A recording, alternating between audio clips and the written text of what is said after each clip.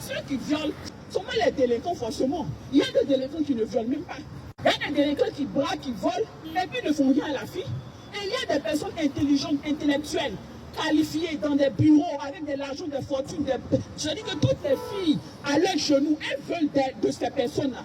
Mais ces personnes se retrouvent en train de violer. La seule fille qui va leur dire non. Pourquoi? Parce que c'est spirituel d'être un violeur. Ça va au-delà d'être intelligent ou de manquer de femme ou de manquer d'une fille qui veut aller avec toi sexuellement. C'est faux. Donc tu comprends déjà que cette pensée qui dit que non, les filles se font violer parce qu'elles s'habillent de manière pas décente, là c'est une pensée erronée. Tu comprends que c'est une pensée mensongère et erronée qui vise à changer la culpabilité de ton, à rendre l'innocent coupable et rendre le coupable innocent. Parce que c'est le but du diable de renverser. D'accord? En anglais, on dit patterns. Patterns, ça veut dire quoi? Ça veut dire les lois, les fondements. C'est le but du diable de faire ça. Parce que quand les fondements sont établis, on peut faire les choses de manière juste. Mais une fois que les fondations sont renversées, l'injustice est établie. Donc quand on dit qu'une fille se fait violer parce qu'elle ne s'habille pas décemment, c'est faux. Quand on dit qu'une femme s'est faite violer parce qu'elle est allée chez la personne, c'est faux. Les bébés qui se font violer là, ils s'habillent comment? Il faut réfléchir à un moment donné et comprendre que c'est quelque chose qui est au-delà de la nature humaine. Et c'est spirituel. Ok, c'est une faiblesse. Et on ne vient pas à bout des faiblesses parce qu'on est suffisamment intelligent, suffisamment intellectuel. C'est faux. Et c'est pourquoi Dieu, ayant entendu nos cris, à chaque fois qu'on est face à ces faiblesses, qu'il envoyait la lumière. Jésus, la lumière du monde, pour qu'on ne soit plus défini par la chair. Parce que tant que tu te laisses définir par la chair, là, tu seras faible. Tu seras faible. Tu seras faible. Tu ne pourras jamais être fort.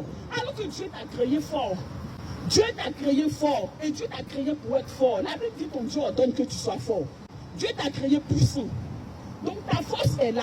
Et elle se trouve dans la lumière. Mais tant que tu te laisseras définir par la chair, tu seras faible. Parce que la chair est faible. C'est pourquoi il envoyait Jésus-Christ la lumière, pour que tu sortes de cette définition de la chair. Que tu ne sois plus né de la chair. Des sensations, c'est-à-dire quoi? Les sens, d'accord, le goûter, le toucher, l'odorat, tu ne sois pas défini par ça. Par les désirs sexuels, des pulsions, tu ne sois plus défini par ça. Pour regarder en Genèse chapitre 1, Dieu dit que la lumière soit, les ténèbres étaient là. Dieu n'a aucun problème avec les ténèbres. Dieu, il n'a aucun problème avec les ténèbres. Parce qu'il a le pouvoir de venir à bout de toute forme de ténèbres. Donc il a regardé les ténèbres, il a dit que la lumière soit. Et la lumière fut.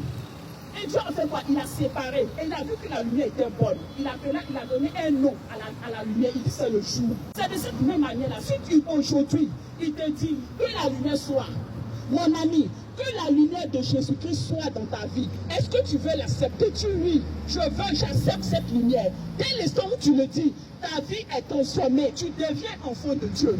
Tu n'es plus défini par tout ce que j'ai cité là. Tu es défini par la lumière.